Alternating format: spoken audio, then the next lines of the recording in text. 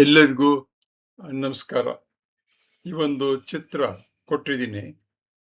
ಇದನ್ನ ನಾವು ಸಾಮಾನ್ಯವಾಗಿ ಯೂಟ್ಯೂಬ್ನಲ್ಲಿ ಬರೆಯೋದು ಕ್ರಿಯೇಟ್ ಮಾಡಿದಾಗ ಈ ಚಿತ್ರವನ್ನ ಥಂಬ್ನೈಲ್ ಅಂತ ಕರೀತಾರೆ. ಅದನ್ನ ಇಲ್ಲಿ ಕೊಟ್ಟಿದ್ದೀನಿ. ಸೂಕ್ಷ್ಮವಾಗಿ ಇದನ್ನ ನೋಡಿ ನೀವು. ಇಲ್ಲಿ ಮಧುಮೇಹ, ನಿಯಂತ್ರಣ ಇಲ್ಲದಿದ್ದರೆ ಮೂತ್ರಪಿಂಡಗಳು ಹೇಗೆ ಹಾಳಾಗುತ್ತೆ ಅಂತ ಕೊಟ್ಟಿದ್ದೀನಿ. 4-5 ಚಿತ್ರಗಳನ್ನು ಕೊಟ್ಟಿದ್ದೀನಿ.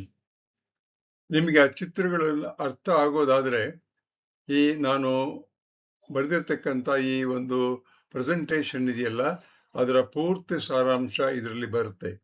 ಕೆಳಭಾಗದಲ್ಲಿ ತೋರಿಸಿದೀನಿ ನೋಡಿ. ಅಧಿಕ ಸಕ್ಕರೆ, ರಕ್ತನಾಳ ಹಾನಿ, ನೆಫ್ರಾನ್ ಹಾನಿ, ಪ್ರೋಟೀನ್ ಸೋರಿಕೆ, ಮೂತ್ರಪಿಂಡ ವೈಫಲ್ಯ, ಇಷ್ಟೂ ಆಗ್ಬೋದು. ಈ ಒಂದು ಚಿತ್ರವನ್ನ ನೀವು ಸರಿಯಾಗಿ ಅರ್ಥ ಮಾಡಿಕೊಂಡ್ರೆ ನೀವು ಜೀವನದಲ್ಲಿ ಅಥವಾ ನಿಮ್ಮ ಪರೀಕ್ಷೆಯಲ್ಲಿ ಬೇಕಾದ್ದನ್ನ ಬರೆಯೋದಕ್ಕೆ ಸಹಾಯ ಆಗುತ್ತೆ. ಮಧುಮೇಹ ಅಥವಾ ಡಯಾಬಿಟ್ ಅಂತಕ್ಕಂಥದ್ದು ನಿಯಂತ್ರಣದ ಇಲ್ಲದೆ ಇದ್ರೆ ಏನಾಗುತ್ತೆ ಅಂತ ಹೇಳಿದ್ರೆ, ಅಧಿಕ ಸಕ್ಕರೆ ಶುರುವಾಗುತ್ತೆ ರಕ್ತದಲ್ಲಿ, ರಕ್ತನಾಳ ಹಾನಿಯಾಗುತ್ತೆ, ನೆಫ್ರಾನ್ ಹಾನಿಯಾಗುತ್ತೆ, ಪ್ರೋಟೀನ್ ಸೋರಿಕೆ ಆಗುತ್ತೆ, ಆಮೇಲಿಂದ ಕಾಲು ಊತಗಳಾಗಿ ಬೇರೆ ಸಮಸ್ಯೆಗಳು ಉತ್ಪತ್ತಿಯಾಗುತ್ತೆ. ಇಲ್ಲಿ ಮಾನವನ ಮೂತ್ರಪಿಂಡಗಳ ಚಿತ್ರವನ್ನು ಎಡಭಾಗದಲ್ಲಿ ಕೊಟ್ಟಿದ್ದೀನಿ. ನಮ್ಮ ಮೂತ್ರಪಿಂಡಗಳು ದಿನಕ್ಕೆ ಸುಮಾರು 180 ಲೀಟರ್ ದ್ರವವನ್ನ ಶೋಧನೆ ಮಾಡುತ್ತೆ. ಶೋಧಿಸಿ ಬೇಕಾದ್ದನ್ನೆಲ್ಲ ಪುನಃ ರಕ್ತಕ್ಕೆ ವಾಪಸ್ ಕಳಿಸಿ, ಬೇಡದೇ ಇರೋದನ್ನ ಮೂತ್ರಪಿಂಡಗಳಿಂದ ಮೂತ್ರನಾಳಗಳ ಮೂಲಕ ಹೊರಭಾಗಕ್ಕೆ ಯುರಿನ್ ಅಥವಾ ಮೂತ್ರ ಅನ್ನೋ ರೀತಿಯಲ್ಲಿ ಕಳಿಸ್ಕೊಡುತ್ತೆ.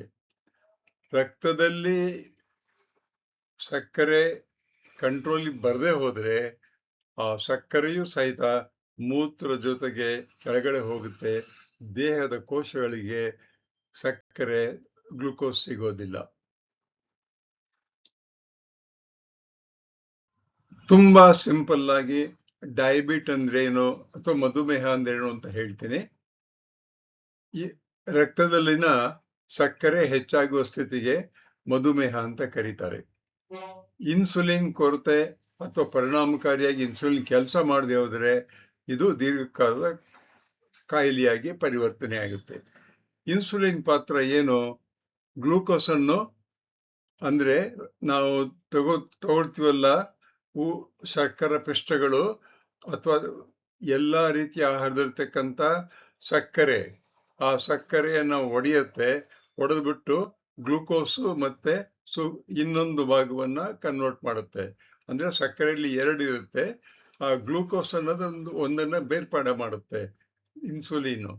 ಅದೇ ಇಲ್ಲದೆ ಹೋದ್ರೆ ಅಧಿಕ ಸಕ್ಕರೆ ಶುರುವಾಗುತ್ತೆ ರಕ್ತದಲ್ಲಿ, ರಕ್ತನಾಳ ಹಾನಿಯಾಗುತ್ತೆ, ಮತ್ತೆ ಮೂತ್ರಪಿಂಡದಲ್ಲಿರ್ತಕ್ಕಂಥ ನೆಫ್ರಾನ್ ಅಂದ್ರೆ ಒಂದು ಫಿಲ್ಟರ್, ಅದು ಸಹಿತ ಹಾನಿಯಾಗುತ್ತೆ.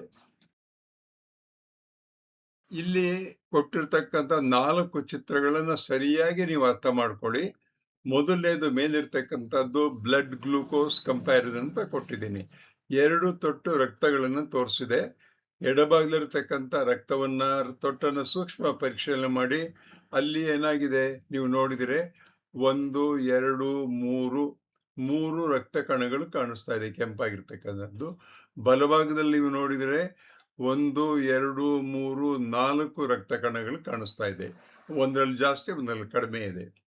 ಆಮೇಲಿಂದ ಹಳದಿ ಬಣ್ಣದ ಗುಳ್ಳೆಗಳು ನೋಡಿ ಕಾಣಿಸ್ತಾ ಇದೆ, ಗುಂಡುಗಳು. ಎಡಭಾಗದಲ್ಲಿರ್ತಕ್ಕಂಥದ್ರಲ್ಲಿ ಹಳದಿ ಬಣ್ಣದ ಗುಳ್ಳೆಗಳು ಜಾಸ್ತಿ ಕಾಣಿಸ್ತಾ ಇದೆ, ಅಂದ್ರೆ ಗ್ಲೂಕೋಸ್ ಜಾಸ್ತಿ ಕಾಣಿಸ್ತಾ ಇದೆ. ಬಲಭಾಗದಲ್ಲಿ ಗ್ಲೂಕೋಸ್ ಕಡಿಮೆ ಕಾಣಿಸ್ತಾ ಇದೆ. ಮತ್ತೆ ಬಿಳಿ ಬಣ್ಣದಲ್ಲಿ ವೈಟ್ ಬ್ಲಡ್ ಸೆಲ್ಸ್, ಬಿಳಿ ರಕ್ತ ಕಣಗಳನ್ನು ನೀವು ನೋಡಿದಾಗ ಎಡಭಾಗದಲ್ಲಿ ಬಿಳಿ ರಕ್ತ ಕಣಗಳು ಅಷ್ಟೇ ಇದೆ, ಬಲಭಾಗದಲ್ಲೂ ಅಷ್ಟೇ ಇದೆ. ಅಂದ್ರೆ ಎಡಭಾಗದಲ್ಲಿ ಸ್ವಲ್ಪ ಜಾಸ್ತಿ ಇರ್ಬೋದು, ಆದರೆ ಕೆಂಪು ರಕ್ತ ಕಣಗಳು ಕಡಿಮೆ ಆಗಿರುತ್ತೆ, ಸಕ್ಕರೆಯ ಅಂಶ ಜಾಸ್ತಿ ಆಗಿರುತ್ತೆ. ಇದು ಕಂಪೇರ್ ಮಾಡತಕ್ಕಂಥದ್ದು. ಬಲಗಡೆ ಇರೋ ಚಿತ್ರದಲ್ಲಿ ಕಡಿಮೆ ಗ್ಲೂಕೋಸ್ ಇದೆ, ಲೋ ಗ್ಲೂಕೋಸ್ ಇದೆ, ಬಿಕಾಸ್ ಹಳದಿ ಬಣ್ಣದ ಗುಂಡುಗಳು ಚಿಕ್ಕದಾಗಿವೆ. ನಿಮ್ಮ ಎಡಭಾಗದಲ್ಲಿರ್ತಕ್ಕಂಥದ್ದನ್ನು ನೀವು ನೋಡಿದ್ರೆ ಅಲ್ಲಿ ಹಳದಿ ಬಣ್ಣದ ಗುಂಡುಗಳು ಜಾಸ್ತಿ ಇದೆ, ಸಕ್ಕರೆ ಜಾಸ್ತಿ ಇದೆ. ಅದೇ ಮಧುಮೇಹದ ಇದು. ಕೆಳಗೆ 3 ಚಿತ್ರ ಇದೆ. ಒಂದು ನೆಫ್ರಾನ್, ಕಿಡ್ನಿ ಒಳಭಾಗದಲ್ಲಿ ಇರ್ತಕ್ಕಂಥ ಸ್ಮಾಲ್ ಫಿಲ್ಟರ್ಸ್. ಒಂದೊಂದು ಕಿಡ್ನಿಯಲ್ಲಿ ಲಕ್ಷಾಂತರ ಗಟ್ಟಲೆ ಫಿಲ್ಟರ್ಸ್ ಇರುತ್ತೆ. ಆ ಫಿಲ್ಟರ್ಸ್ಗೆ ರಕ್ತನಾಳಗಳು ಹೋಗಿ ಸೇರ್ಕೊಳ್ಳುತ್ತೆ. ಆ ಒಂದು 2 ಭಾಗಕ್ಕೆ ಗ್ಲಾಮ್ಯುರುಲಸ್ ಅಂತ ಕರೀತಾರೆ. ಅದು ರಕ್ತವನ್ನ ಶುದ್ಧಿ ಮಾಡುತ್ತೆ. ರಕ್ತದಲ್ಲಿರ್ತಕ್ಕಂಥ ಎಲ್ಲಾ ದ್ರವಗಳನ್ನ ಒಳಗೆ ತಗೊಂಡ್ಬಿಡುತ್ತೆ, ಫಿಲ್ಟರ್ ಮಾಡುತ್ತೆ. ಬೇಕಾದ್ದನ್ನ ವಾಪಸ್ ತಗೊಳುತ್ತೆ, ಬೇಡದಿದ್ದನ್ನ ಮೂತ್ರ ಕಳಿಸುತ್ತೆ. ಇದೊಂದು ಅತ್ಯಂತ ಸೂಕ್ಷ್ಮವಾಗಿರ್ತಕ್ಕಂಥ filtration system in our body. ಬಲಭಾಗದಲ್ಲಿ ಕಿಡ್ನಿ ತೋರಿಸಿದೀನಿ. ಕಡೆ ಒಳಗಡೆ ಒಂದು ಕೆಂಪು ಬಣ್ಣದ್ದು, ಇನ್ನೊಂದು ಸಾಧಾರಣ ರೋಸ್ ಬಣ್ಣದ್ದಿದೆ. ಅದರಲ್ಲಿ ಒಂದು ಕೆಟ್ಟೋಗಿದೆ, ಒಂದು ಸರಿಯಾಗಿದೆ. ಸೆಂಟ್ರಲ್ಲಿ ಮಧುಮೇಹ ಅಥವಾ ನಮ್ಮ ರಕ್ತದಲ್ಲಿ ಸಕ್ಕರೆಯ ಅಂಶ ಜಾಸ್ತಿ ಆದಾಗ ಕಾಲು ಊತಗಳಾಗುತ್ತೆ, ಗುಳ್ಳುಗಳು ಬರುತ್ತೆ, ಗುಳ್ಳುಗಳು ಕೆರಿತೀವಿ, ಅದರಿಂದ ನೀರು ಬರುತ್ತೆ, ಎಲ್ಲ ಆಗುತ್ತೆ. 3 ಕಾಲಿನ ಚಿತ್ರ ತೋರಿಸಿದ್ದೀನಿ. ಒಂದು ಏನೂ ಇಲ್ಲ, 2ನೇದ್ರಲ್ಲಿ ಸಾಧಾರಣವಾಗಿರ್ತಕ್ಕಂಥ ಗ್ಲೂಕೋಸ್ ಇದೆ, 3ನೇದ್ರಲ್ಲಿ ಅಥವಾ ಈಗ ಎಡಭಾಗದಲ್ಲಿರ್ತಕ್ಕಂಥದ್ರಲ್ಲಿ ಸಕ್ಕರೆ ಜಾಸ್ತಿ ಆಗಿ ಮಧುಮೇಹದ ಪರಿಣಾಮಗಳನ್ನು ತೋರಿಸ್ತಾ ಇದೆ. ಇಲ್ಲಿ ನಾನು ಡಾಕ್ಟರ್ ಆಗಿ ಹೇಳೋಕ್ಕಾಗಲ್ಲ, ಅದು ಉಪಾಧ್ಯಾಯನ ಏನು ಅಂತ ಹೇಳ್ತಿದ್ರೆ, ಮಧುಮೇಹದಲ್ಲಿ ಬೇರೆ ಬೇರೆ ವಿಧಿಗಳಿವೆ. ಟೈಪ್ 1, ಟೈಪ್ 2 ಅಂತ ಕರೀತಾರೆ, ಗೆಸ್ಟೇಷನಲ್ ಡಯಾಬಿಟ್ಸ್ ಅಂತ ಕರೀತಾರೆ. ಇವನ್ನೆಲ್ಲ ನಾನು ಎಕ್ಸ್ಪ್ಲೈನ್ ಮಾಡೋಲ್ಲ, ಅದು ಡಾಕ್ಟರ್ಗಳಿಗೆ ಸಂಬಂಧಪಟ್ಟಿದ್ದು. ಅಂದ್ರೆ ಆರಂಭಿಕ ಲಕ್ಷಣಗಳು ಯಾವುದು, ಯಾವುದೇ 3 ತರ ಇದ್ದು ಸಹಿತ ಅದರ ಲಕ್ಷಣ ಏನು ಅಂತಂದ್ರೆ, ಹೆಚ್ಚು ದಾಹ, ನೀರು ಕುಡಿಬೇಕು ಅನಿಸ್ತಾ ಇರುತ್ತೆ, ಮೂತ್ರ ವಿಸರ್ಜನೆ ಜಾಸ್ತಿ ಆಗ್ತಾ ಇರುತ್ತೆ, ರಾತ್ರಿ 4 ಸರ್ತಿ ಹೇಳ್ತೀವಿ, ಆಯಾಸ ಆಗುತ್ತೆ, ತೂಕ ಕಡಿಮೆ ಆಗ್ತಾ ಬರುತ್ತೆ. ಒಟ್ಟಿನಲ್ಲಿ ಸಕ್ಕರೆ ನಿಯಂತ್ರಣ ಈಸ್ ಈಕ್ವಲ್ ಟು ಮೂತ್ರಪಿಂಡದ ರಕ್ಷಣೆ. ಸಕ್ಕರೆ ನಿಯಂತ್ರಣ ಇಲ್ಲ ಅಂದ್ರೆ ಮೂತ್ರಪಿಂಡ ತೊಂದರೆ ಇದೆ. ಡಯಾಬಿಟಿಕ್ನ ಬಯೋಕೆಮಿಸ್ಟ್ರಿ ಏನಪ್ಪಾ ಅಂದ್ರೆ, ಸಿಂಪಲ್ ಆಗಿ ಹೇಳ್ಬೇಕು ಅಂದ್ರೆ, ರಕ್ತದಲ್ಲಿನ ಸಕ್ಕರೆ ಹೆಚ್ಚಳ ಆಗುತ್ತೆ, ಜಾಸ್ತಿ ಆಗುತ್ತೆ. ಯಾತಕ್ಕೆ ಜಾಸ್ತಿ ಆಗುತ್ತೆ ಅಂತಂದ್ರೆ, ನಾವು ತೆಗೆದುಕೊಳ್ಳತಕ್ಕಂಥ ಆಹಾರದಲ್ಲಿರ್ತಕ್ಕಂಥ ಸಕ್ಕರೆ ಇದೆಯಲ್ಲ, ಆ ಸಕ್ಕರೆ ಅದು 2 ಸಕ್ಕರೆಗಳಿಂದ ಕೂಡ್ಕೊಂಡಿರುತ್ತೆ. 2 ಸಕ್ಕರೆಯಲ್ಲಿ ಒಂದು ಗ್ಲೂಕೋಸ್ ಸಕ್ಕರೆ, ಇನ್ನೊಂದು ಫ್ರೂಕ್ಟೋಸ್ ಅಂತ ಕರೀತಾರೆ, 2 ಇರುತ್ತೆ. ಅದು ಗ್ಲೂಕೋಸು ಬಹಳ ಮುಖ್ಯವಾಗಿ ಎಲ್ಲಾ ಕೋಶಗಳಿಗೂ ಹೋಗ್ಬೇಕು, ಅದು ಇನ್ಸುಲಿನ್ ಕೆಲಸ ತಗೊಂಡೋಗೋದು. ಗ್ಲೂಕೋಸ್ ದೇಹದ ಕೋಶಗಳಿಗೆ ಹೋಗದೆ ಹೋದ್ರೆ ಕೋಶದ ಒಳಭಾಗದಲ್ಲಿ ಗ್ಲೂಕೋಸ್ ಹೋಗಲ್ಲ. ಆಗ ರೆಸ್ಪಿರೇಷನ್ ಅಂದ್ರೆ ಆಕ್ಸಿಜನ್ ತಗೊಂಡು ಗ್ಲೂಕೋಸ್ ಜೊತೆ ಸೇರ್ಕೊಳ್ಳಲ್ಲ. ಗ್ಲೂಕೋಸ್ ಸೇರ್ಕೊಳ್ಳೋದ್ರೆ ಗ್ಲೂಕೋಸ್ ಒಡೆಯೋದಿಲ್ಲ, ಗ್ಲೂಕೋಸ್ ಒಡೆಯೋದ್ರೆ ಶಕ್ತಿ ಉತ್ಪತ್ತಿ ಆಗಲ್ಲ. ಅದು ಮೈಟೊಕಾಂಡ್ರಿಯಾದಲ್ಲಿ ಹೇಳ್ತೀವಿ, ಅದನ್ನ ಇಲ್ಲಿ ಹೇಳಲ್ಲ. ಒಟ್ಟಿನಲ್ಲಿ ಮಧುಮೇಹ ಇದ್ದಾಗ, ಡಯಾಬಿಟಿಕ್ ಇದ್ದಾಗ ಗ್ಲೂಕೋಸಿನ ಅಂಶ ನಮ್ಮ ಕೋಶಗಳಲ್ಲಿ ಬಹಳ ಕಡಿಮೆ ಇರುತ್ತೆ. ರಕ್ತದಲ್ಲಿ ಜಾಸ್ತಿ ಇರುತ್ತೆ, ಕೋಶಗಳಲ್ಲಿ ಕಡಿಮೆ ಇರುತ್ತೆ, ಅದು ಜ್ಞಾಪಕ ಇಟ್ಕೊಳ್ಳಿ. ಮತ್ತೆ ನೆಫ್ರಾನ್ ಸರಿಯಾಗಿ ಕೆಲಸ ಮಾಡೋದಿಲ್ಲ. ಮೂತ್ರದಲ್ಲಿ ಪ್ರೋಟೀನ್ ಸೋರಿಕೆ ಆಗುತ್ತೆ, ಅಲ್ಬುಮಿನ್ ಸೋರಿಕೆ ಆಗುತ್ತೆ, ಮತ್ತೆ ಸಕ್ಕರೆನೂ ಸೋರಿಕೆಯಾಗಿ ಹೊರಗಡೆ ಹೋಗ್ತಾ ಇರುತ್ತೆ. ತುಂಬಾ ಸಿಂಪಲ್ ಆಗಿ ಹೇಳ್ಬೇಕು ಅಂದ್ರೆ, ಮೂತ್ರಪಿಂಡಗಳು ದೇಹದ ನೈಸರ್ಗಿಕ ಶುದ್ಧೀಕರಣ ಕೇಂದ್ರ. ಇದು ರಕ್ತವನ್ನು ಶುದ್ಧಿ ಮಾಡುತ್ತೆ, ನೀರು ಮತ್ತು ಉಪ್ಪಿನ ಸಮತೋಲನವನ್ನು ಕಾಪಾಡುತ್ತೆ, ರಕ್ತದ ಒತ್ತಡವನ್ನು ನಿಯಂತ್ರಣ ಮಾಡುತ್ತೆ, ಕೆಂಪು ರಕ್ತ ಕಣಗಳ ಉತ್ಪಾದನೆಗೆ ಸಹಾಯ ಮಾಡುತ್ತೆ, ವೈಟಮಿನ್ ಡಿ ಅನ್ನ ಸಕ್ರಿಯಗೊಳಿಸುತ್ತೆ. ಇಷ್ಟು ಮೂತ್ರಪಿಂಡದ ಕೆಲಸ.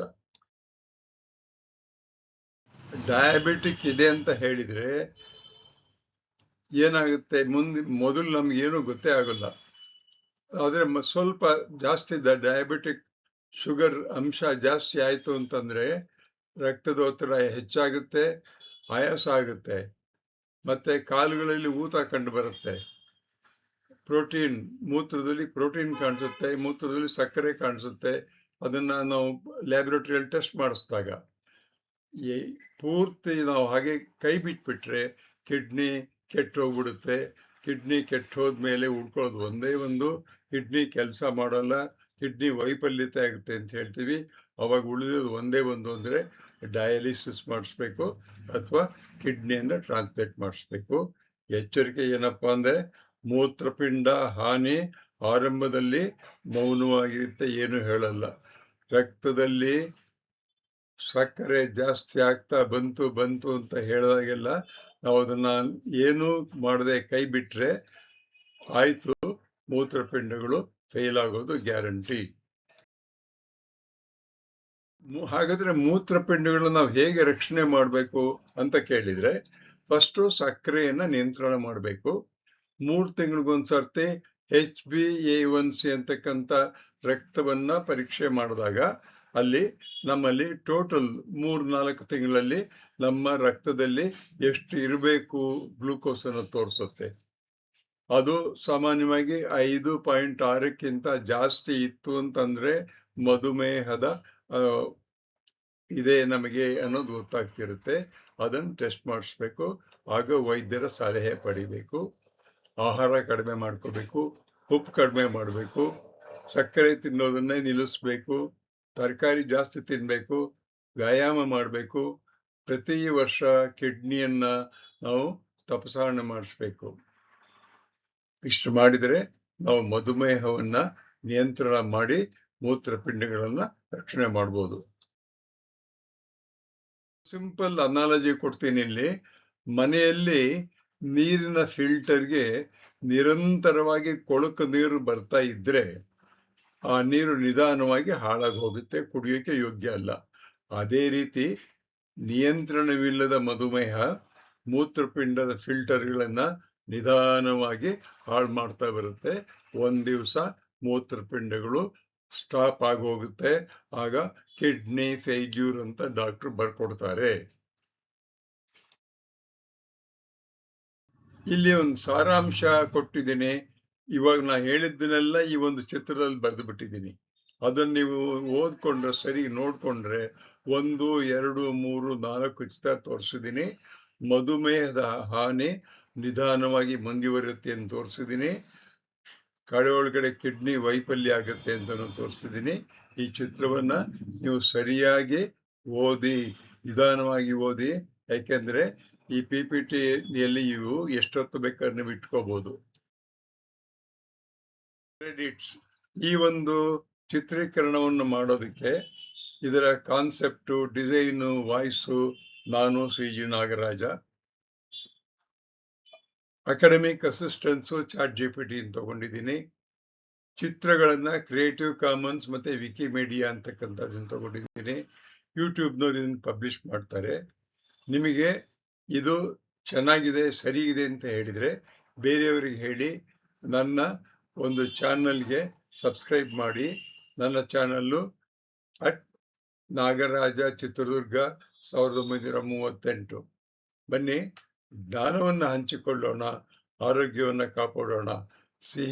ಸಿಹಿ ಹಂಚಿದ್ರೆ ಬಾಯಿ ಸಿಹಿ ಆಗುತ್ತೆ, ಆದರೆ ಅದರಿಂದ ಉಪಯೋಗ ಇಲ್ಲ. ಆದರೆ ಜ್ಞಾನವನ್ನು ಹಂಚಿಕೊಂಡಾಗ ಅದು ಎಲ್ಲರನ್ನೂ ಕಾಪಾಡಬಹುದು. Thank you all.